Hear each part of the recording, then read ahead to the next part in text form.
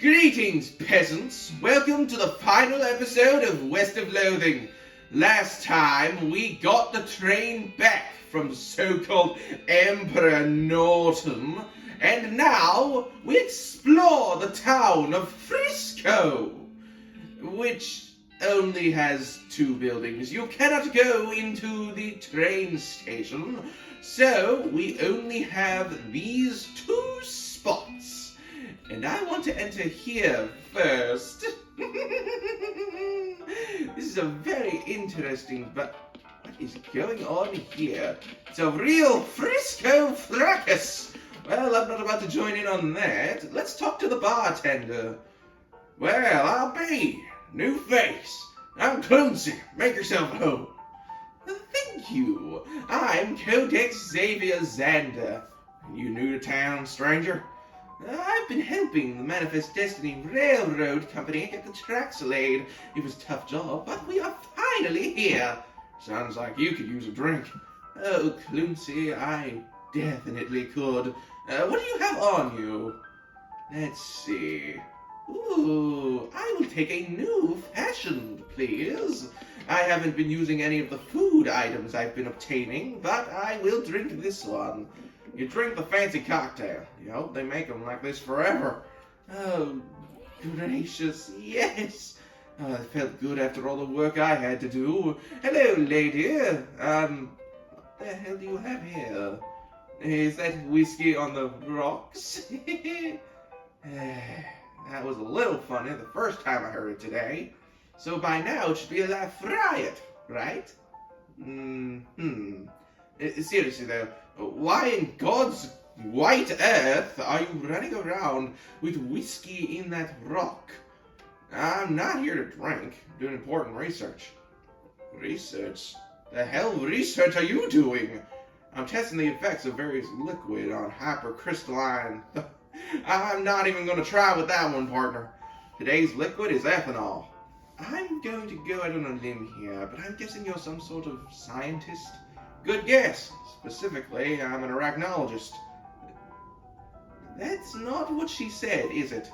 Well, no, but do you even know what the hell it says? No. No, and I'm not even going to try. Oh, wait a minute, no, it's arcanogeologist. Moron.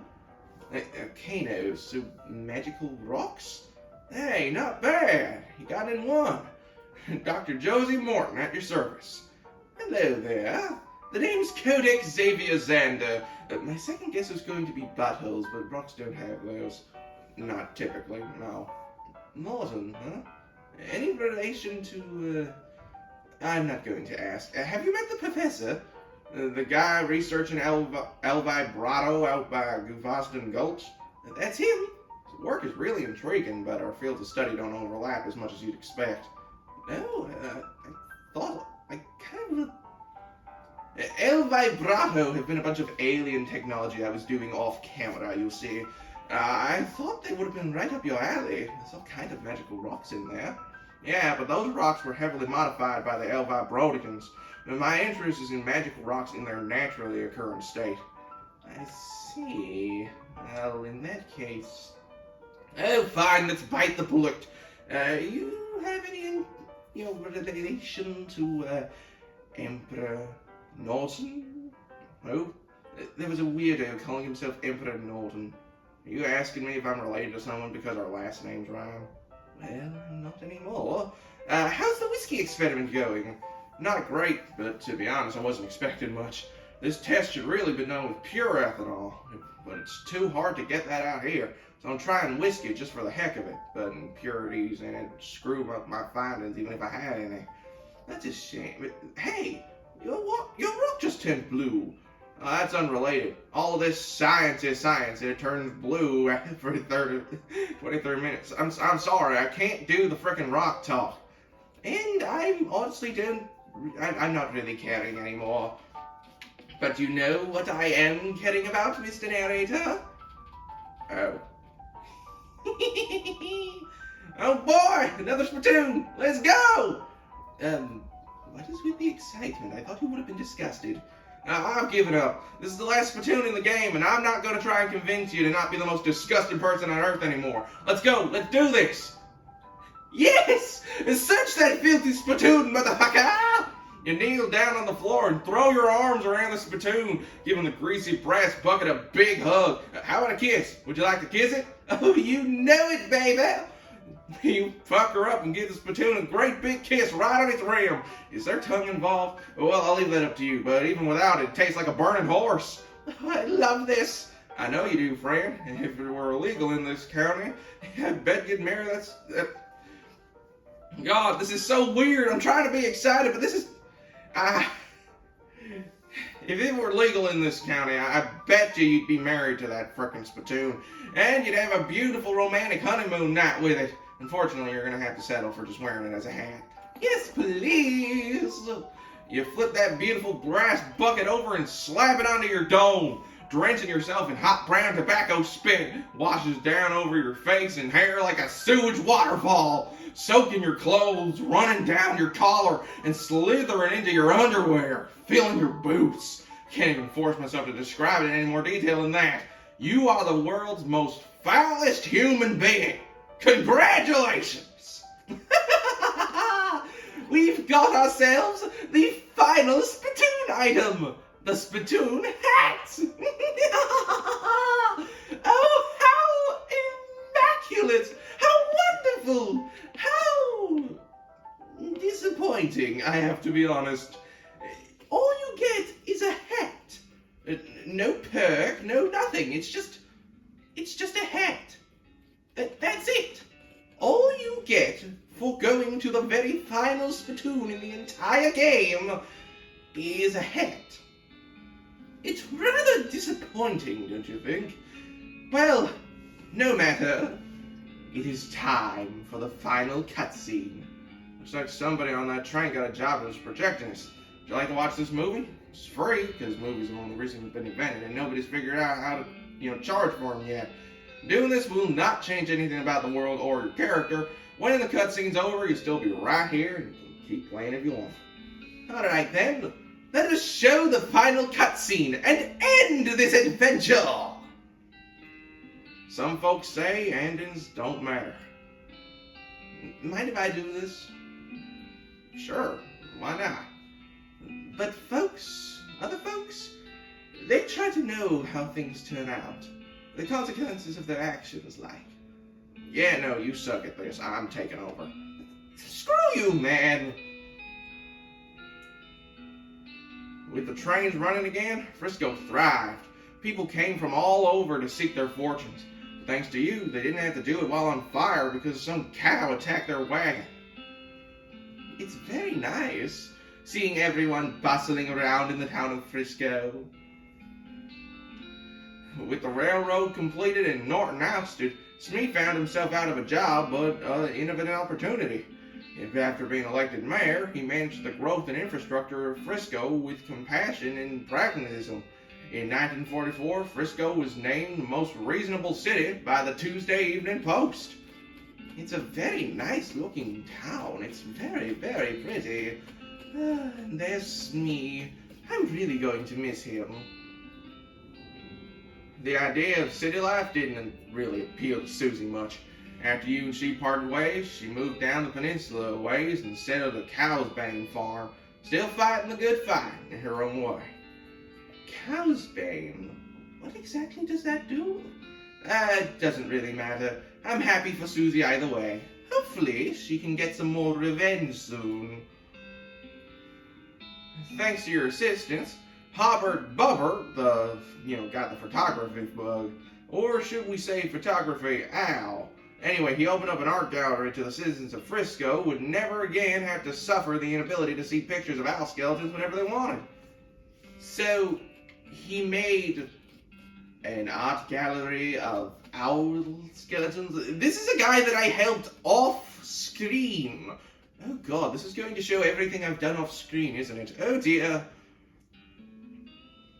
Kurtz left the fort and set up shop in Frisco.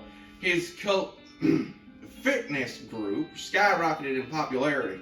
The growth was entirely due to word of mouth, because the first rule of Kurtfist is that you can't stop talking about Kurtzfit.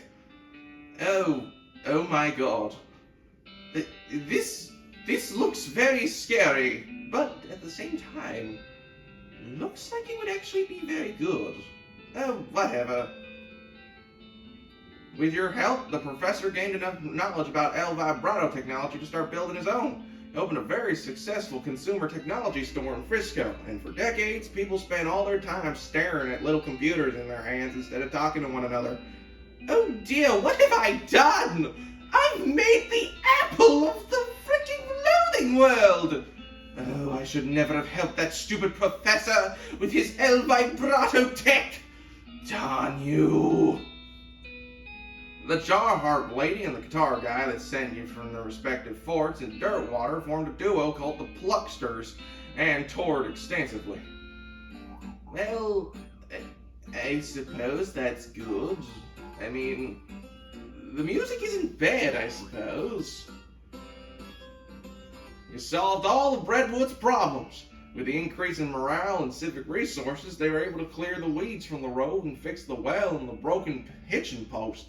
There was even enough left over to give the mayor's office a new coat of paint, refresh the facade on the Buttery Biscuit, and add a second story to the bunkhouse.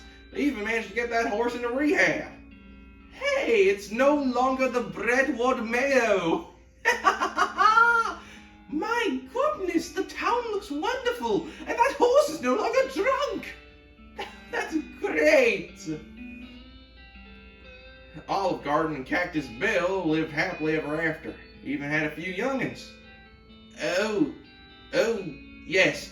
Cactus Bill shows up in Dirtwater once you reach the second part of the game. I just kind of forgot to go back to Dirtwater at any point. Yes, you can get Cactus Bill and his wife. How do they only have one cactus children? I don't understand that. Chuck continued to run his blood and breakfast without incident, accident, scandal, or allegation for many years. Oh, well, thank goodness I didn't try to kill him. I'm pretty sure that that's one of the options you can take if you were to take one of those weapons off of the wall. With your help, Roy Bean's Jelly Bean Museum became the talk of the town. Well, first they had to build a town nearby, but once they did, hooray! Okay, thank you, Roy Bean. He was a man that I helped collect jelly beans for off screen. It's very nice that he ended up coming in handy, because I don't remember how you were supposed to cure the antivirus without him. Dirtwater became, relatively speaking, a thriving metropolis. Thanks to your efforts as a commerce ambassador and an all-around helpful stranger, the once sleepy town became a shining oasis in a barren land. Every man, woman, and child in the town knew your name. They even put up a little plaque with your name on it in your old room at the Jewel Saloon. Really? They put up a plaque with my name? The wondrous Codex Xavier Xander has a plaque with his own name! As for you, after your adventures, you settled in Frisco and bought a very long, very narrow house. Filled it with souvenirs of your exploits and started an antique hat rack collection. When you left your home, you told Rufus you wanted adventure and excitement. Visited 67 places on your journey. You're a real gallivanter. Is that the word? Sure it is. You globe-trotting gallivanter, you. Well, isn't that just wonderful? I mean, I don't have every hat in the game, but I do believe I collected a good amount.